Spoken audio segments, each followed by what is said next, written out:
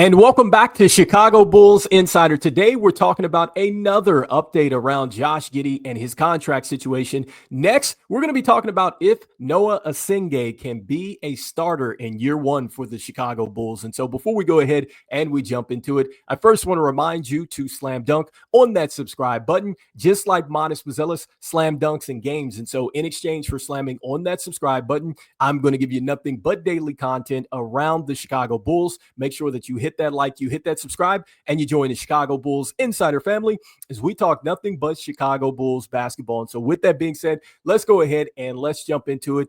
And let's start with the first piece here around Josh Giddey. And so if you've not got a chance to see this, you can go over to HoopsWire. And so this is a short read, but there are two lines out of this that are interesting. And so let's start with the first. And so it says that Josh Giddey is not happy with the Chicago Bulls over how contract talks have gone. An NBA source told HoopsWire on Friday. Next, it says that thus far, no teams have contacted Giddey or the Bulls about a sign and trade deal, the NBA source said. All right. And so with that being said, let's talk about it. And so with Josh Giddey and talking about the frustration that he perhaps may have here with the Chicago Bulls. And so I think that there has been probably a level of frustration amongst all the restricted free agents. And I do think that different situations, I think that there's probably more tension than others. I think that with the Chicago Bulls and Josh Giddey, you look at that situation, they don't have any other roster spots open. And so essentially, once the Bulls and Josh Giddey come to a conclusion, which I think that they are going to come to a resolution some way, shape, or form, whether it's him going on the qualifying offer or them coming to a new contract, I do think that something does get done, especially when you see that last line where it says that nobody has contacted the Chicago Bulls. And we know that because, with the salary cap and just with everything dried up, it's tough out there for restricted free agents. And so I think that, yes, the tension is probably there because they both want to get a deal done. But when you look at, say, the thing that's going on with Golden State, I think that becomes an even more tense situation because with Jonathan Kuminga, there's all kinds of stuff out there that maybe he wants to go somewhere where he can get an expanded role, not looking at the offers, looking at sign and trades and everything else. It seems like he wants to be anywhere but Golden State there. And with them, they have 6 roster spots that are open. And so you can imagine the amount of tension that there is between Golden State, Jonathan Kuminga trying to get a deal done there. And then when you look at a player that was just offered a contract here in Cam Thomas, it looks like that they offered him 2 years at $28 million. And so that's $14 million per season. And that's with a team option. And so for a player that is looking for $30 million a year, I'm pretty sure that there is probably some high tension here. And so far with the Bulls, we have not seen a contract offer to Josh Giddey. The only thing that we've been seeing here is the reports that the Bulls are reportedly anchored in at the $20 million. His camp is at $30 million. Honestly, we don't know where anybody's at because all this stuff is speculation. But bottom line is, I think that the Bulls and Josh Giddey are going to get something done. This is the first time that I've actually seen something where it says that he's frustrated.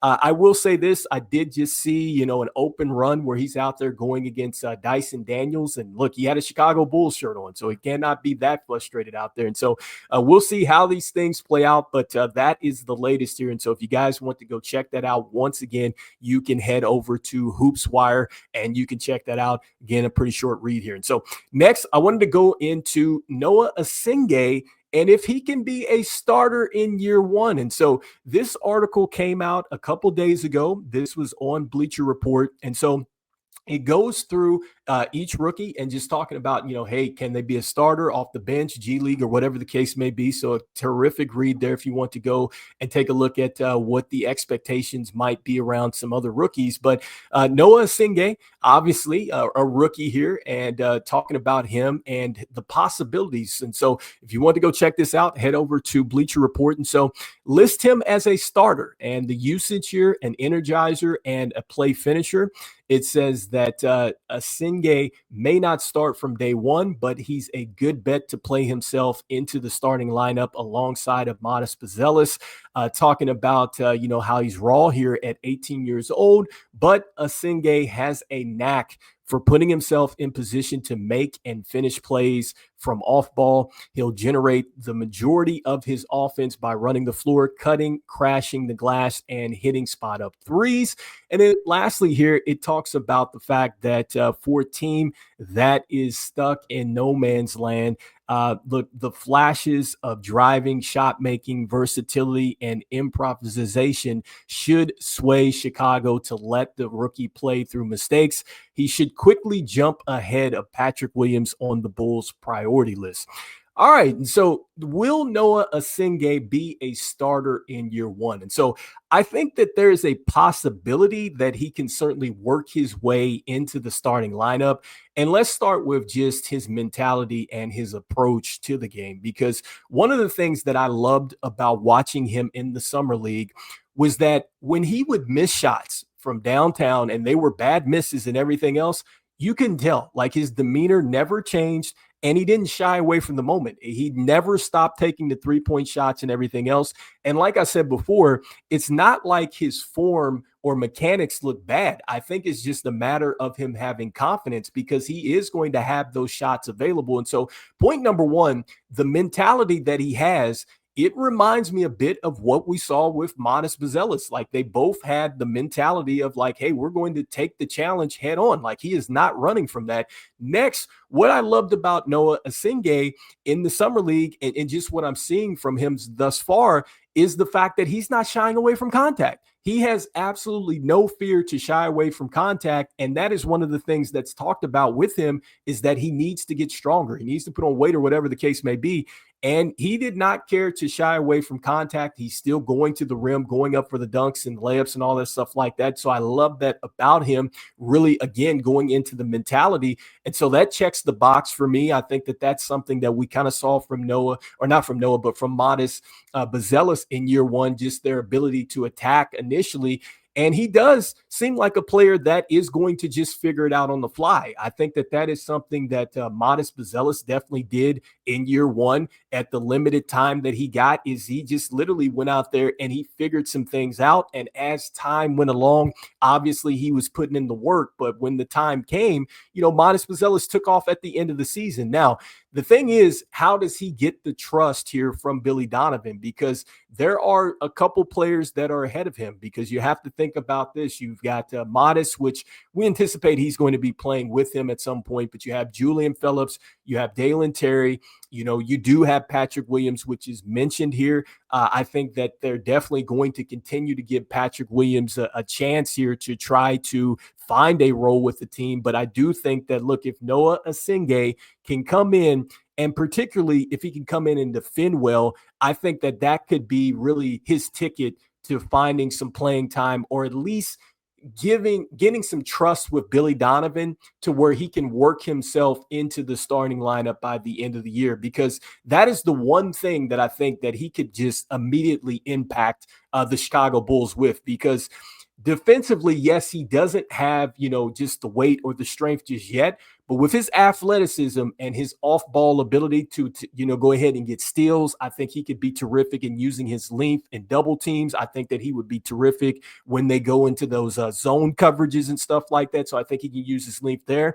And he showed that he can get you a double-double. So if he can go get those rebounds, and he can also, too, be an irritant like that defensively, I think that Billy Donovan puts him onto the floor. And offensively, the good thing here with Noa Essengue is the way that the offense is set up for the Bulls. They're trying to get shots up. They're trying to play quick. They're trying to play with the space and pace. And so with him running and being alongside of Josh Giddey, who I think is going to come back here, Kobe White, Trey Jones, like those guards, they're going to be able to find him. I think that he's going to be terrific as far as being a slasher, that way in transition, and a guy that, look, he will be available off cuts and things like that. But that was another thing that I thought really showed in Summer League, is that he's just not there standing still. And so, yes, initially that is going to be his impact onto the floor. And I think that for Noah, he's really going to take off once he gets a defined offensive game. And so, just giving an example here, like when he turns into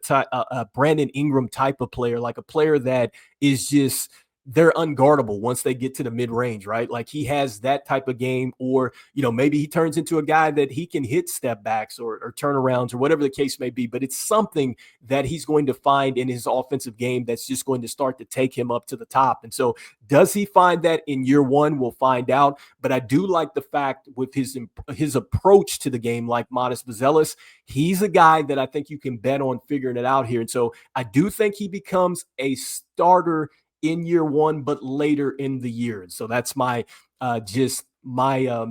guess here for Noa Essengue in year one. And so you guys let me know in the comments here what you guys are thinking about. Do you think that Noa Essengue is going to be, a player that is going to start here in year one? Do you think that he is going to be a player that maybe starts maybe in year two? And let me know what you guys are thinking about here as far as Josh Giddey and this latest update around him. And so, as we always say, look, go Bulls, and I will see you guys on the next one. All right, peace.